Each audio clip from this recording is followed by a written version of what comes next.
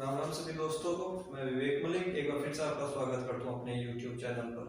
देखिए दोस्तों, आज का यह सेशन हमारा बायोलॉजी का रहने वाला है और बायोलॉजी में जो हमारा चैप्टर चल रहा था, ग्लैंड चैप्टर हमारा चल रहा था।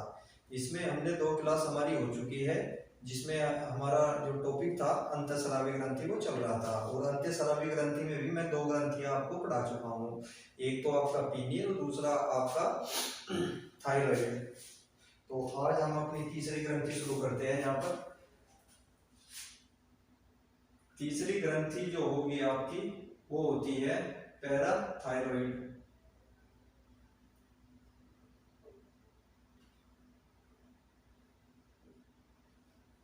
हिंदी में इसको कहते हैं परा आउटो ग्रंथि।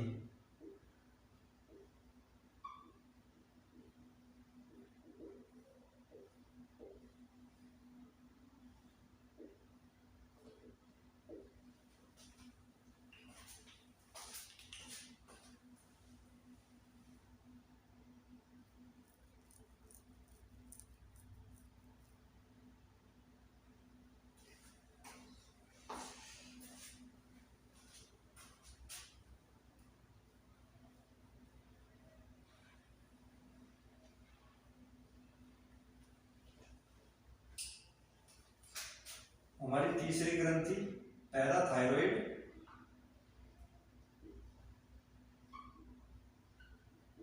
हिंदी में इसको कहते हैं परा आउटो ग्रंथि। सबसे पहला क्वेश्चन इससे जो बनेगा वो उसकी लोकेशन के बारे में होगा, यानी कि इसकी उपस्थिति।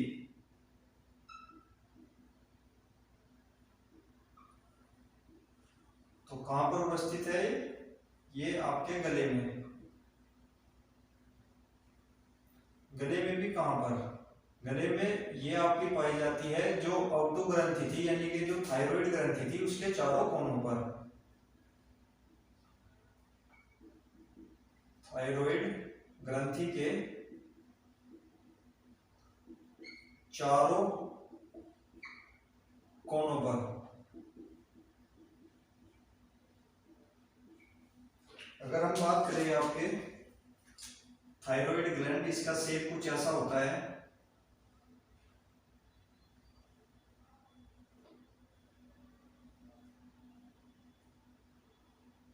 और इस ग्रंथि के चारों कोनों पर ये जो आपकी है ये हो जाएगी पैराथायरॉइड।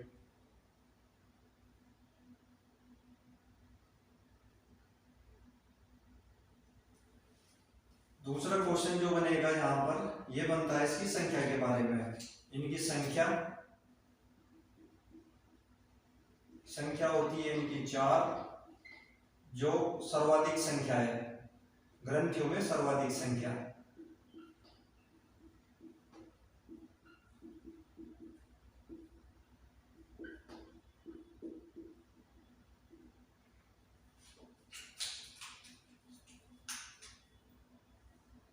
यहां से हार्मोन, ये कौन से हार्मोन का स्रावन करती है? अगर हम यहाँ पर हार्मोन्स की बात करें, यहां से जो हार्मोन स्रावित होता है उसे कहते हैं हम पीटीएच। पीटीएच अर्थात पैराथॉर्मोन।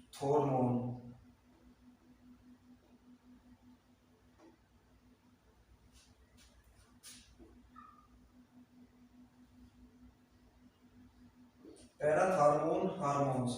क्वेश्चन बनेगा यहाँ से पैराथॉर्मोन हार्मोन्स का स्रावन कौन सी ग्रंथि करती है? तो पैराथॉर्मोन जो हार्मोन स्रावित करती है वो आपकी पराउटू या पैराथायरॉइड ग्लैंड आपका इसका स्रावन करती है। अब इस हार्मोन्स के बारे में समझते हैं, ये हार्मोन्स हमारे शरीर में क्या कार्य करता है। अगर बात करें पैराथॉर्मोन, तो इसका जो कार्य होगा, इसका कार्य रक्त में यानी कि ब्लड में कैल्शियम की मात्रा को बढ़ाता है। रक्त में कैल्शियम की मात्रा को बढ़ाता है।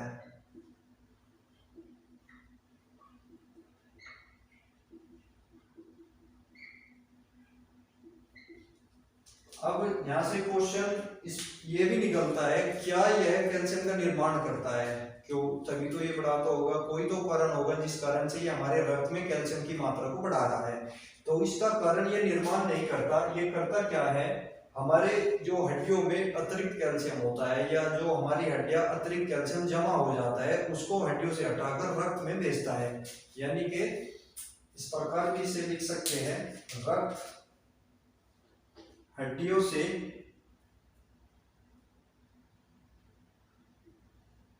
हड्डियों में उपस्थित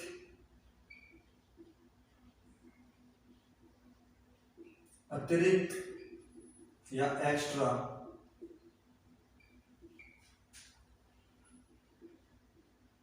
कैल्शियम को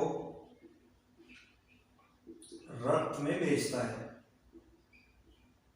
रक्त में भेजता है।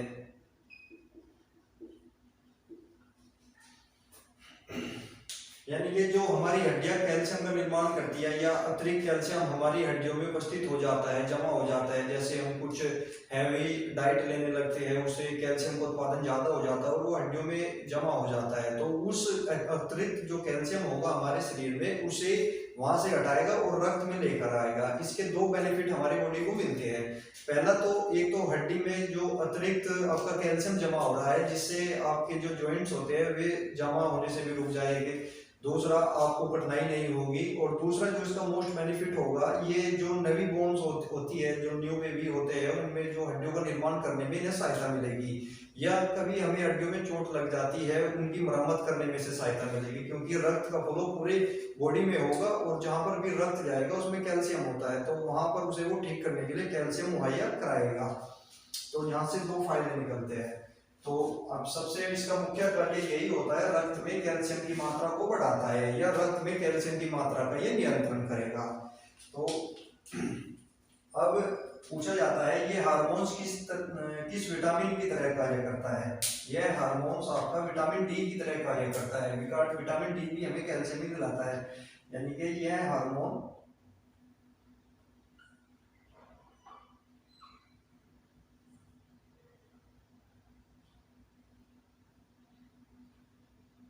विटामिन डी की तरह कार्य करता है। अब जो यहाँ से क्वेश्चन बनेगा, इंपोर्टेंट क्वेश्चन वह यह है विटामिन डी के बारे में। जब हम विटामिन पढ़ाएंगे तो इसमें हम चर्चा भी करेंगे, लेकिन यहाँ पर इतना समझिए, विटामिन डी जो होगा आपका, विटामिन डी एकमात्र ऐसा विटामिन है, एकमात्र ऐसा विटामिन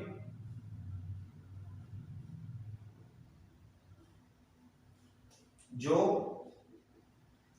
हार्मोन्स की तरह कार्य करता है।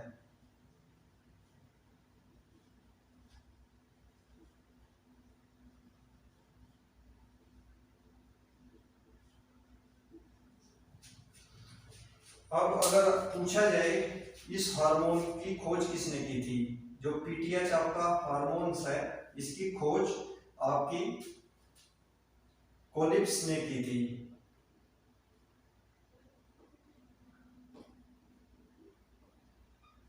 कोलिप्स नामक वैज्ञानिक ने।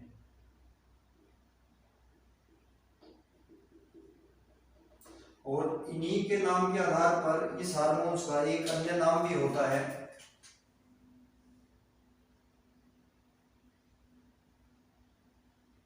कोलिप्स हार्मोन।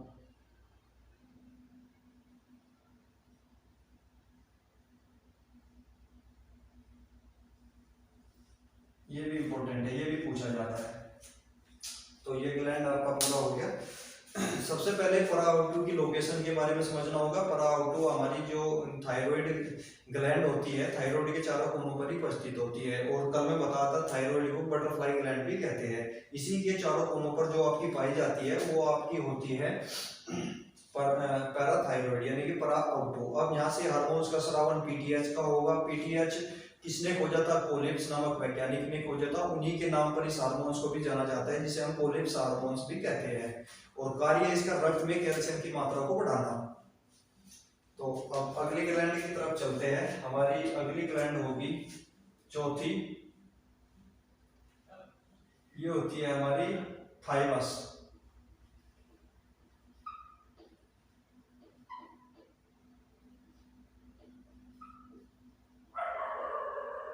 थाइमस ग्लैंड,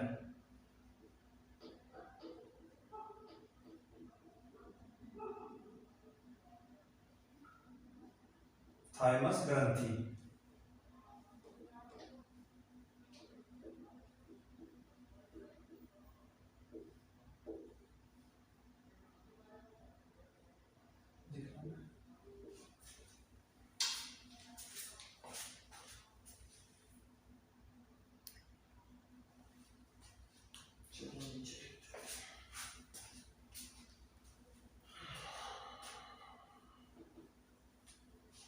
चौथी ग्लैंड जो हम पढ़ेंगे यहाँ इतना तो नहीं जाएगा, ये कहलाएगी आपकी थाइमस ग्लैंड।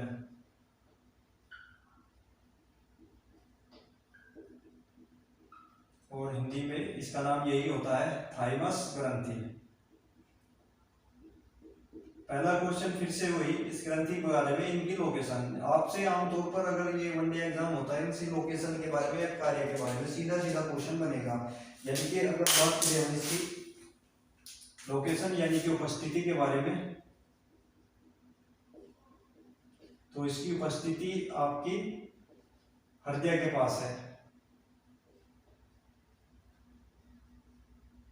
अर्थात इसे कहते हैं हम छाती गुहा, छाती गुहा में।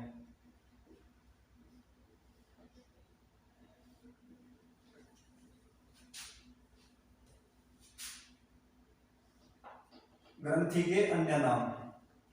अगला जो क्वेश्चन यहां से बनेगा, इस ग्रंथि के बारे में इसके अन्य नाम। इस ग्रंथि के अन्य नाम, एक तो इसे कहते हैं हम एंटी एजिंग ग्लैंड,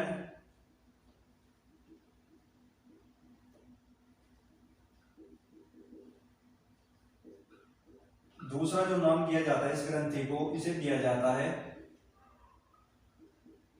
किशोरा ग्रंथि।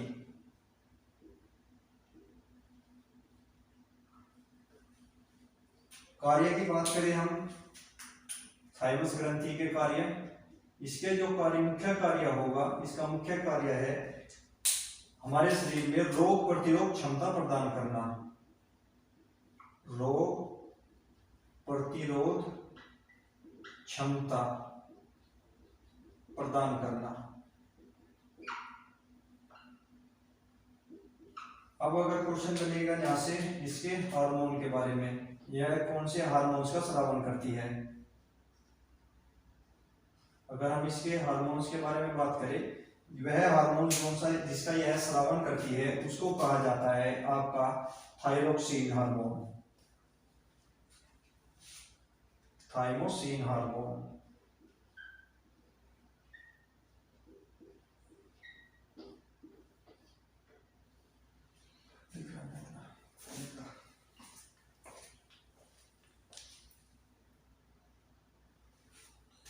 तो आप समझते हैं इनके बारे में। सबसे पहले तो इसकी उपस्थिति हमारे हृदय के पास, यानी कि जो इस प्रकार भी क्वेश्चन एक बार पूछा गया है या मैं देखा है कहीं पर इस प्रकार का क्वेश्चन कि हृदय के पास पाई जाने वाली ग्रंथि का नाम आपका थाइमस हो जाएगा। थाइमस ग्लैंड आपके हृदय के पास पाया जाता है, या हृदय के पास कह लीजिए, या चेस्ट कैविटी या छाती की गुहा में इसे कहा जाता है।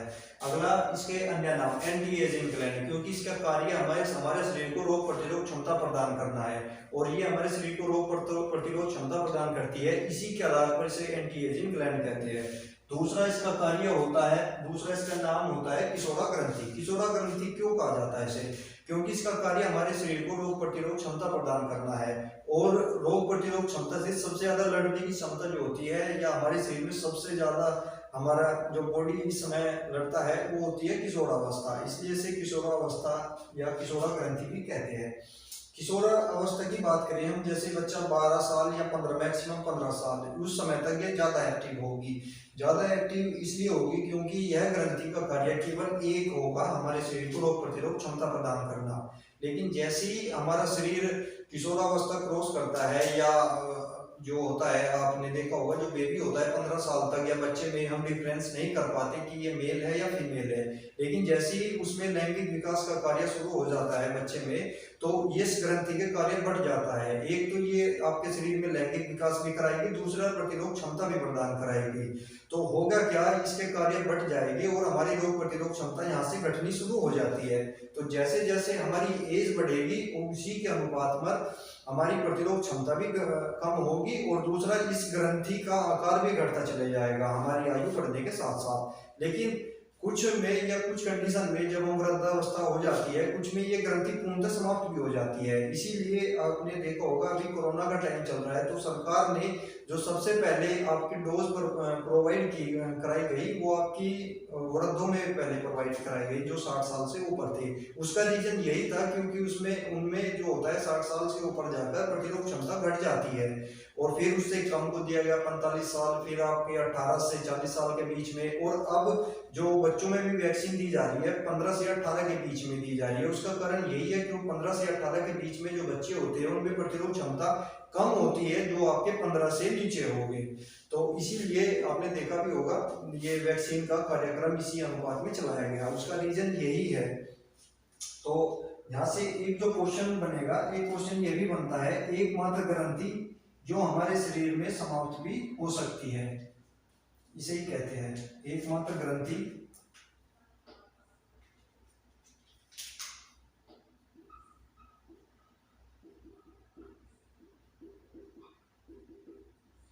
जो हमारे शरीर से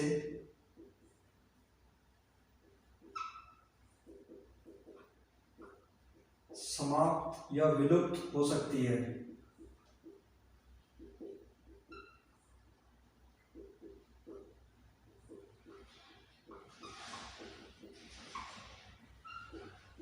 अब बात करते हैं हम इसके हार्मोन के बारे में, जो इसका हार्मोन्स होगा थायरोक्सिन। जैसे इसका कार्य हमें प्रतिरोध क्षमता प्रदान करना है, उसी के अनुपात में अगर बात करें हम, थाइमोसिन भी हमें क्या करेगा, रोग प्रतिरोध क्षमता प्रदान करता है, रोग प्रतिरोध क्षमता प्रदान करता है। और यह हार्मोन सबसे ज्यादा एक्टिव कब होगा, सबसे ज्यादा एक्टिव अगर बात करें सबसे ज्यादा एक्टिव या सक्रिय ये होता है किशोरावस्था में।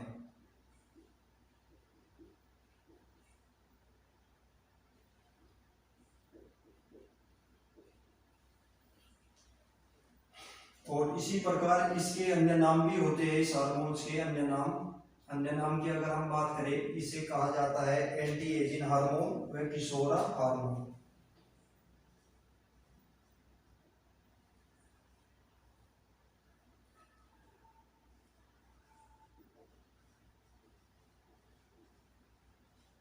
और दूसरा जो नाम इसका दिया जाता है किशोर हार्मोन।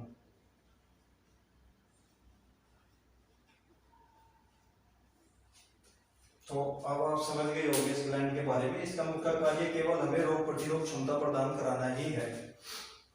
तो आगे चलते हैं, फिर एक ग्लैंड और पड़ेगी आज।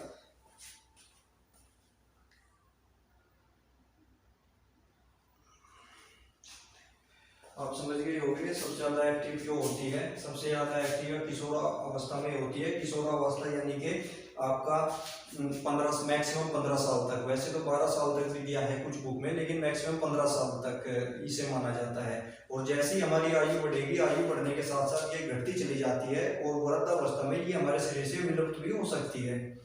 तो अब हम आगे चलते हैं अपनी तीसरी ग्रंथि को, और तीसरी जो हम आज की ग्रंथि पढ़ेंगे वो होगी आपकी अग्नाशय ग्रंथि।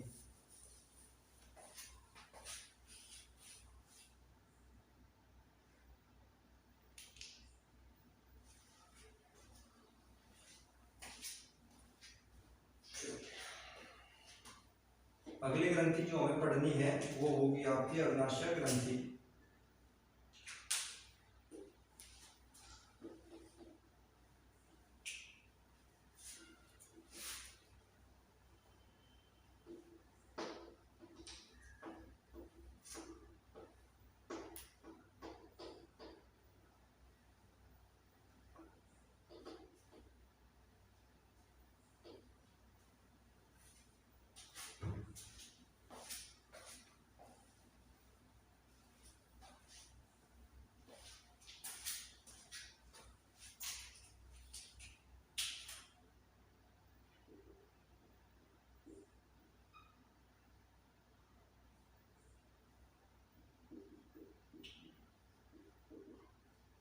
अग्नाशय ग्रंथि। अग्नाशय ग्रंथि क्या होती है? हमारे शरीर की सबसे बड़ी मिश्रित ग्रंथि, सबसे बड़ी मिश्रित ग्रंथि है। 100 ग्राम के आसपास इसका वेट होता है। सबसे बड़ी ग्रंथि या सबसे बड़ी मिश्रित ग्रंथि, मिक्स ग्लैंड।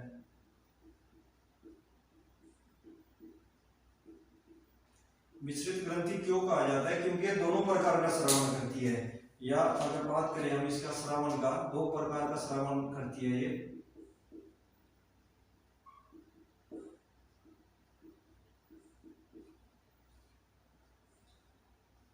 एक तो करती है आपका बाह्य स्रावन,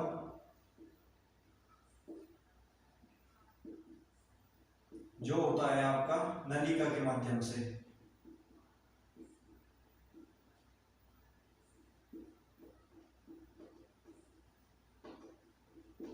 और एक करती है ये आपका अंतःस्रावन।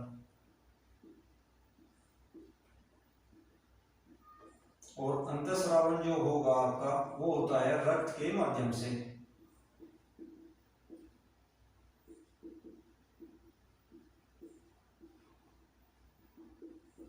यानी कि ये इसके कार्य को 2 भागों में बांटा जाता है, एक बाह्य स्रावन, अंतःस्रावन। बाह्य स्रावन जो नलिका के द्वारा होता है, जैसे अग्नाशय रस आपके पाचन तंत्र में ये भेजती है, वो मैं वहां पर पढ़ा चुका हूँ। आज जो हम यहाँ पर ग्लैंड में डिस्कस करेंगे वो करेंगे इसका अंतःस्रावी भाग के बारे में। और अगर बात करें इसकी खोज के बारे में, अग्नाशय की खोज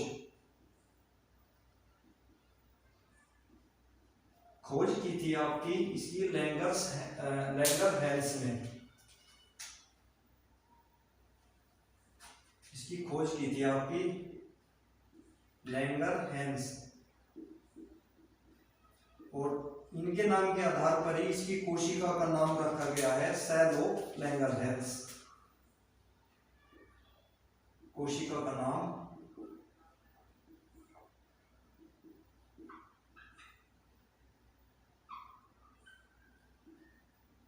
सेल ऑफ लैंगरहैंस।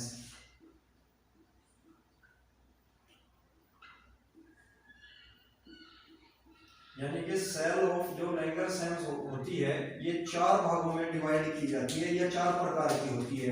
पहली जो सेल होगी इसमें कहलाएगी आपकी अल्फा सेल।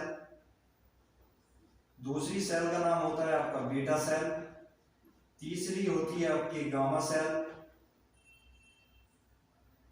और चौथी होती है इसमें एफ सेल।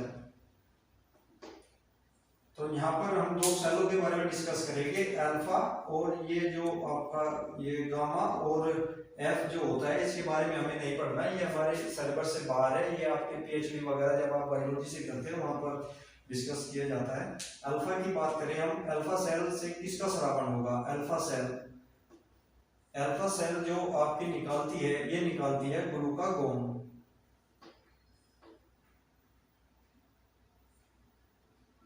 अल्फा सेल से ग्लूकागोन का स्रावन होता है।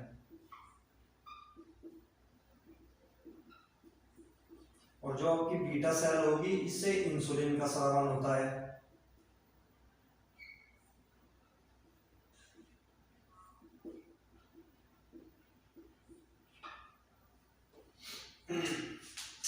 तो अग्नाशय के बारे में अगर हम बात करिए, इसकी खोज करता जो माने जाते हैं लैंगरहैंस इसके खोजकर्ता माने जाते हैं, और इन्हीं के नाम के आधार पर जो कहा जाता है इसकी कोशिका को लैंगरहैंस सेल कहा जाता है। इस प्रकार भी क्वेश्चन पूछेगा, लैंगरहैंस सेल आपकी कहाँ पर पाई जाती है, ये कौन सी ग्रंथि में पाई जाती है? अग्नाशय ग्रंथि में पाई जाती है। अब इसकी सेल को 4 भागों में डिवाइड किया गया है, अल्फा, बीटा, गामा और एफ सेल। हम डिस्कस करेंगे यहाँ पर अल्फा और बीटा के बारे में। अल्फा आपका ग्लूकागोन को स्रावन करता है, या ग्लूकागोन हार्मोन्स का स्रावन करता है, और जो आपका बीटा होता है वो आपका इंसुलिन का स्रावन करता है। तो यहाँ पर जो हमें डिस्कस करना है वो ग्लूकागोन और इंसुलिन के बारे में हमें डिस्कस करना है।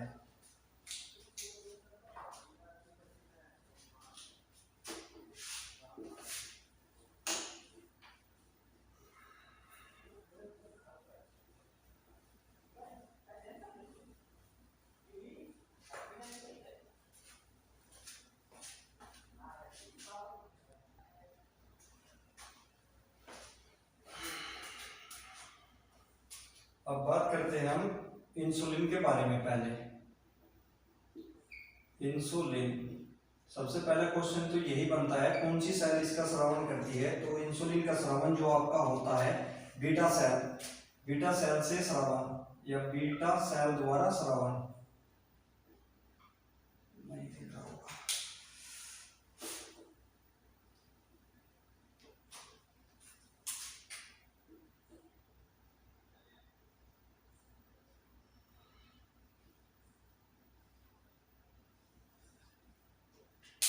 अगर इंसुलिन की बात करें सबसे पहला क्वेश्चन यही आपका बीटा सेल द्वारा स्रावन, बीटा सेल द्वारा स्रावन। अब इसके खोज किसने की थी आपकी इंसुलिन की, इसकी इंसुलिन की खोज आपकी की थी या खोजकर्ता इसके माने जाते हैं, ये माने जाते हैं बेंटिंग एंड बेस्ट।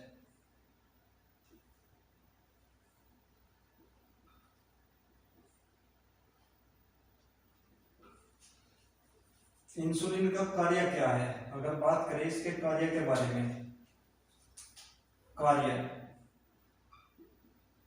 इसका कार्य है रक्त में शर्करा की मात्रा को घटाना।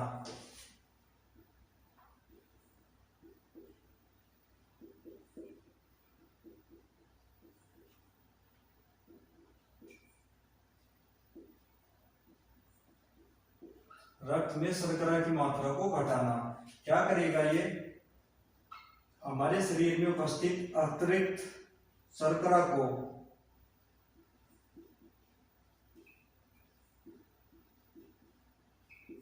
हमारे शरीर में उपस्थित अतिरिक्त शर्करा को फैट में चेंज करता है, वसा या फैट में बदलता है,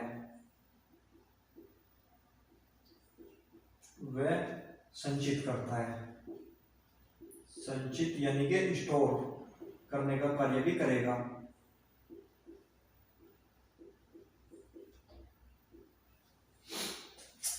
होता क्या है, जैसे ही हम खाना खाते हैं, हमने रोटी खाई, रोटी खाने के बाद क्या होगा, उससे हमें एनर्जी प्राप्त होगी जो हम अपने कार्य शैली में उसे इस्तेमाल कर लेंगे।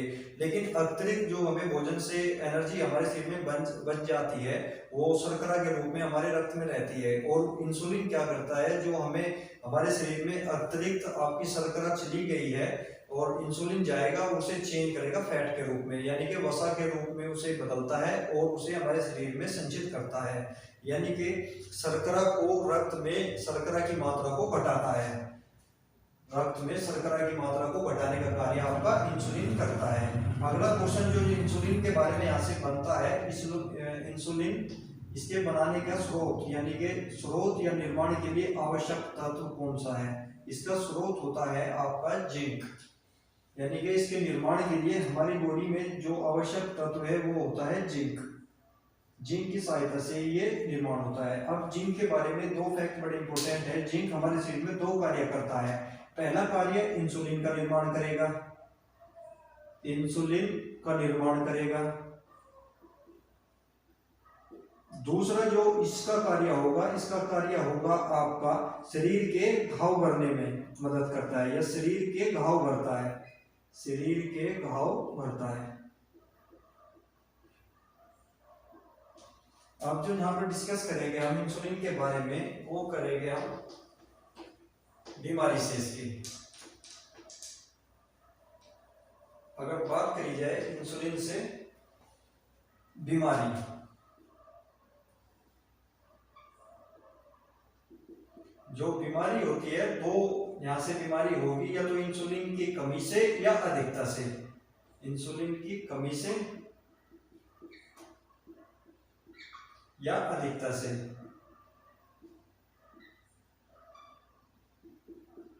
अगर बात करें इंसुलिन की कमी से जो रोग होता है उसको हम जानते हैं मधुमेह के नाम से, या डायबिटीज जिसे कहा जाता है, मधुमेह। इंग्लिश में डायबिटीज कहा जाएगा इसे। और दूसरा जो इसकी अधिकता से होता होगा वो कहलाता है आपका हाइपोग्लाइसीमिया।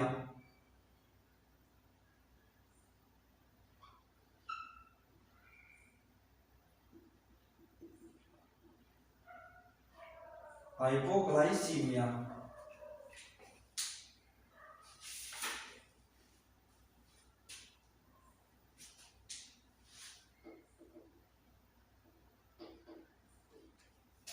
हाइपोग्लाइसीमिया।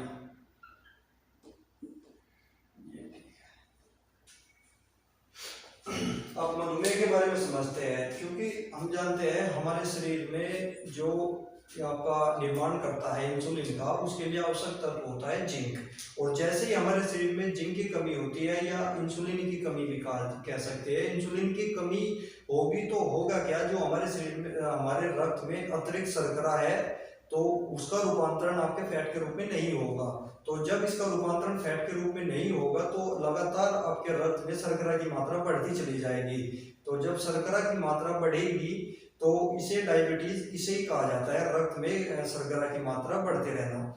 लेकिन ये होता किस कारण से? ये होता इस कारण से क्योंकि आपके शरीर में या तो जिंक की कमी हो गई, और जिंक की कमी होने से आपके शरीर में इंसुलिन कम स्रावित हो रहा है या कम बन रहा है, जिस वजह से आप डायबिटीज के पेशेंट हो जाते हैं। लेकिन डायबिटीज में अगर पूछेगा डायबिटीज क्या प्रभावित करती है, तो डायबिटीज सबसे ज्यादा प्रभाव जिंक की वजह से पड़ता है। जिंक आपके शरीर में कम उत्पादन होगा, और जिंक की कमी से ही इंसुलिन कम उत्पादन हो रहा है। और दूसरा, डायबिटीज रोगों में ये मुख्यतः समस्या पाई जाती है कि उनके शरीर के घाव जो है जल्दी नहीं बढ़ते या आसानी से नहीं बढ़ते, या उन्हें चोट लगने पर उनके खून का थक्का नहीं जमेगा, न ही उनके घाव भरेंगे। तो ऐसा किस कारण से हो रहा है? क्योंकि उनमें जिंक की कमी हो जाती है। इसीलिए जिंक इसका स्रोत भी माना जाता है, वो शरीर के घाव भरने में मदद करता है। लेकिन होगा क्या इसमें, यहाँ पर जिंक की कमी हो जाएगी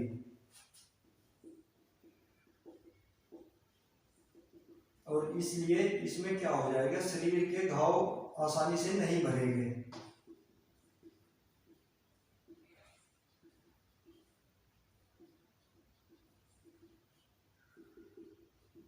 आसानी से नहीं भरेंगे। अब दूसरी बीमारी के बारे में बात करते हैं, हाइपोग्लाइसीमिया। हाइपोग्लाइसीमिया क्या होगा, जब हमारे शरीर में आवश्यकता से अधिक जिंक उपस्थित हो जाएगा तो वो बड़ी तेजी से इंसुलिन का निर्माण करता है या इंसुलिन के उत्पादन को बढ़ा देता है। और जब इंसुलिन का उत्पादन बढ़ जाएगा तो क्या होगा, हमारे शरीर में या हमारे रक्त में जो भी आपकी एनर्जी है या शर्करा है, तो उसको क्या करेगा, वो बड़ी तेजी से फैट में कन्वर्ट करेगा, या उसे आप बड़ी तेजी से वो आपकी वसा में उसका रूपांतरण करेगा।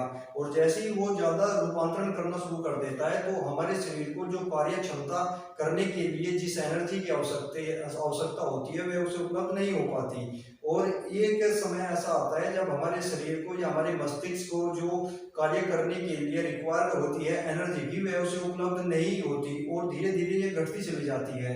और एक समय में इतनी घट जाती है कि उसे ना के बराबर उपलब्ध होती है। उस अवस्था में हमारा शरीर या हमारा मस्तिष्क कोमा में भी जा सकता है। तो अत्यधिक खतरनाक बीमारी आपकी हाइपोग्लाइसीमिया ही है, क्योंकि इसमें मनुष्य कोमा की अवस्था में भी चला जाता है। कोमा की अगर बात करें, कोमा एक सबने देखा भी होगा, फिल्मों में जैसे दिखाते भी है कोमा को। लेकिन कोमा में बड़ा दिलचस्प टॉपिक ये है समझने के लिए कि जब व्यक्ति कोमा में चला जाता है, जो उसके आसपास कोई बातचीत कर रहा है क्या वह सुन पाता है? तो इसका आंसर होगा वो सुन भी पाता है और नहीं भी, न के बराबर। मतलब उस सुनेगा तो जरूर, लेकिन उसका मस्तिष्क कार्य नहीं करेगा या उनका रूपांतरण नहीं करेगा, या उनका अर्थ हमें हमारी बॉडी को नहीं समझाएगा। ये एक अलग टॉपिक है, आपके सिलेबस के भी बाहर है, इस पर कभी किसी दिन फिर चर्चा करेंगे। तो हाइपोग्लाइसीमिया अति खतरनाक है और इसमें मस्तिष्क कोमा में भी जा सकता है।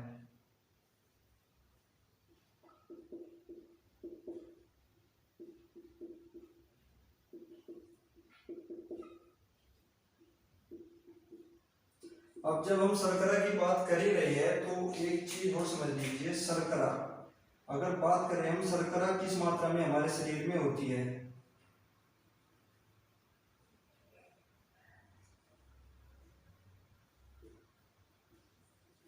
अगर बात करें शर्करा, अगर हम खाली पेट है और हम टेस्ट कराते हैं खाली पेट, तो इसका जो लेवल होगा खाली पेट में आपका होगा 60 mg से 80 mg।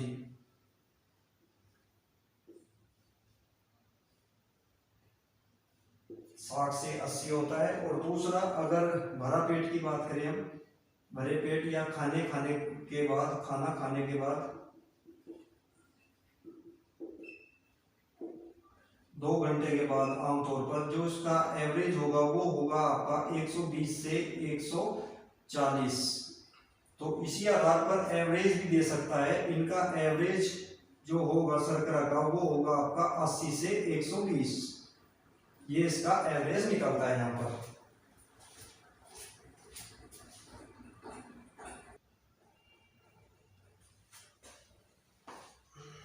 अब जो बात करते हैं, आप बात करेंगे आपके ग्लूकागोन के बारे में।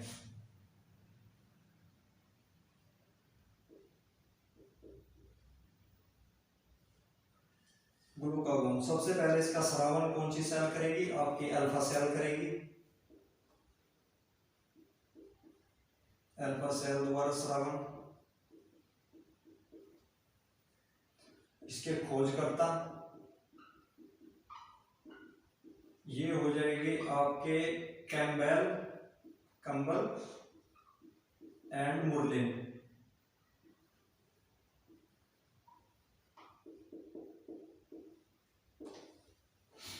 अगर कार्य की बात करें, इसके कार्य क्या होंगे? इसका कार्य है रक्त में शर्करा की मात्रा को बढ़ाता है।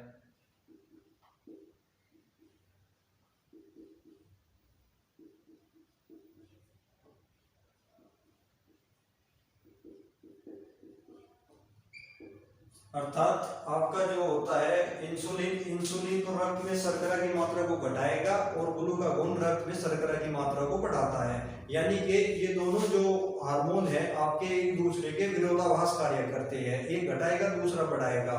दोनों एक निश्चित अनुपात में लेकर चलते हैं ताकि हमारे शरीर में जो बैलेंस है वो बना रहे शर्करा का। तो अगर इसके कार्य को हम समझ सकते हैं हम व्रत के समय पर। हम व्रत के समय पर कोई भी खाना नहीं खाते या एनर्जी का सोर्स हम नहीं लेते, लेकिन उस समय भी हम जीवित रहते हैं। तो इसका कारण आपका क्या होता है? इसका कारण ग्लूकागोन ही होता है। ग्लूकागोन ही हमें व्रत के समय में जीवित रखता है।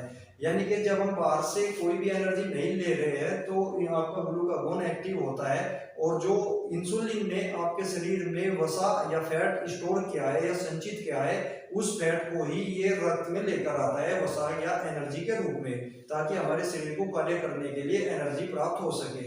तो इंसुलिन उसे स्टोर करेगा और स्टोर करे हुए को वापस आपकी कार्यशैली में लाने का कार्य आपका ग्लूकागोन करता है। या इस प्रकार की क्वेश्चन एक बार पूछा गया था, व्रत के समय एनर्जी देने का कार्य है। व्रत या फास्टिंग में व्रत के समय शरीर को ऊर्जा प्रदान कराने का कार्य है। शरीर को ऊर्जा देने का कार्य है।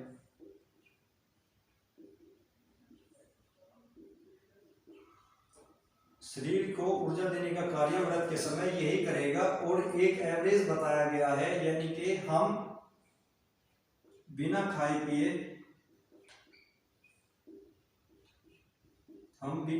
पिए 14 दिन तक जीवित रह सकते हैं।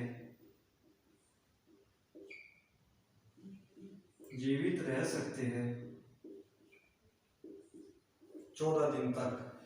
यानी कि जो हमें 14 दिन तक जीवित रखेगा वो आपका ग्लूकागोन ही होगा। ग्लूकागोन ही आपको व्रत के समय में जीवित रखेगा। या आप कभी अनशन पर बैठ जाते हैं, आमरण अनशन जिसे कहा जाता है, भूखा प्यासा, तो उसमें जो कार्य करता है आपका ग्लूकागोन ही करता है और मैक्सिमम ये 14 दिन तक जीवित रख सकता है। लेकिन अब अगर बात करें हम इस पॉइंट की 14 दिन के बारे में, 14 दिन कोई आपका निश्चित नहीं है कि ये 14 दिन तक ही आपको जीवित रखेगा। हो सकता है आपके शरीर की ऊर्जा ज्यादा संचित हो या आप ज्यादा हेल्दी हो तो ये आपको और लंबे समय तक भी जीवित रखेगा। जैसे 2013 के आसपास जब अन्ना हजारे का 12-13 में अन्ना हजारे का अनशन हुआ था तो मैक्सिमम 48 या 49 कुछ के लगभग दिन वे बिना खाए पिए रहे थे। मैं पक्का याद नहीं है लेकिन 48 के आसपास थे दिन। तो वे इतने दिन तक जीवित क्यों रहे? क्योंकि यहाँ तो 14 ही दिन लिखा है। तो ये 14 दिन आपका जो साइंटिफिक रीजन के आधार पर निकाला गया। ये एक औसत है, आप इससे कम भी जीवित रह सकते हैं। हो सकता है आपके शरीर में इतनी ऊर्जा न हो और ग्लूकागोन कि आपको 14 दिन तक जीवित रख सके, आप पहले भी डेड हो सकते हैं, बाद में भी हो सकते हैं, लेकिन एवरेज की बात करें तो 14 दिन इसका एवरेज माना गया है। और दूसरा इंपॉर्टेंट पॉइंट यही है कि हमारे शरीर में स्टोर एनर्जी को कार्यशैली में या कार्य प्रणाली में लेकर आने का कार्य ग्लूकागोन करेगा। तो आज समझ लिया होगा आपने, हमारी आज की तीनों ग्रंथियां पूरी हो गई। अब आपकी 4 ग्रंथियां और बच रही है और मैक्सिमम 1 या 2 क्लास में वे समाप्त हो जाएंगी। चलो नोट करिए, फिर चलते हैं।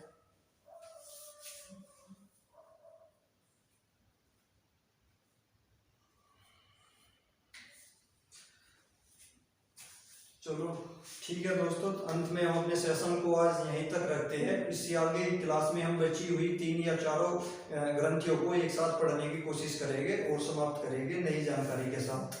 तो ठीक है, तब तक हमारी वीडियो को शेयर कीजिए और हमारे चैनल को सब्सक्राइब कीजिए। मिलते हैं फिर कल शाम की क्लास में। Thank you. जय हिंद, जय भारत।